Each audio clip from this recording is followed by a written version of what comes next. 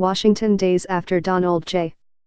Trump launched his presidential campaign in June 2015, James O'Keefe, the conservative disruptor famous for trying to use secret recordings to embarrass liberals and journalists, visited Trump Tower and gave Mr.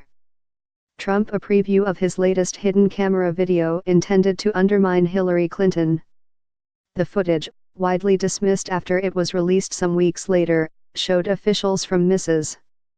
Clinton's presidential campaign appearing to accept a payment for campaign swag from a Canadian woman at a Clinton campaign rally in violation, Mr. O'Keefe contended, of election laws barring campaign contributions from foreigners. Mr. Trump had been promoting Mr. O'Keefe's work for years and a few weeks earlier had donated $10,000 from his foundation to Mr.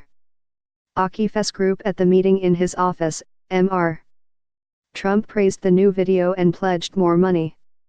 As the campaign progressed, he pointed to other videos as evidence of his false accusations that Mrs. Clinton paid people to cause violence at Trump campaign rallies, and since his inauguration he and his team have continued to highlight Mr. O'Keefe's work as evidence of the president's repeated claims that the news media is peddling fake news. So these should be good times for Mr.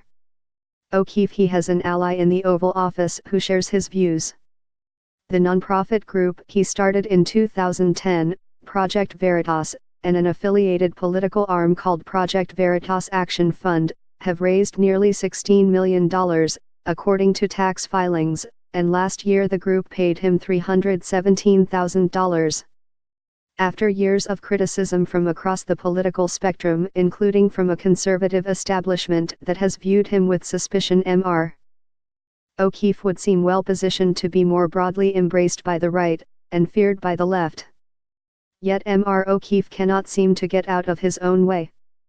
And after an attempted sting aimed at the Washington Post backfired in spectacular fashion last month, he has found himself in a familiar position defending his misleading tactics, uneven results, and even his nonprofit's tax-exempt status, against criticism from across the political spectrum. Brent Bozell, an influential conservative who runs a nonprofit group that also seeks to expose liberal media bias, called out Mr. O'Keefe on Twitter for grandstanding and hurting the conservative movement. In fact, the elite conservative donor class has always mostly kept its distance, at least publicly, from Project Veritas. The primary funding vehicles steered by the billionaire conservative brothers Charles G. and David H. Koch, for instance, have refused entreaties from Mr. O'Keefe's allies to support his groups, said people familiar with the requests. Megadonors interested in watchdogging the media have instead gravitated to more cautious groups like Mr.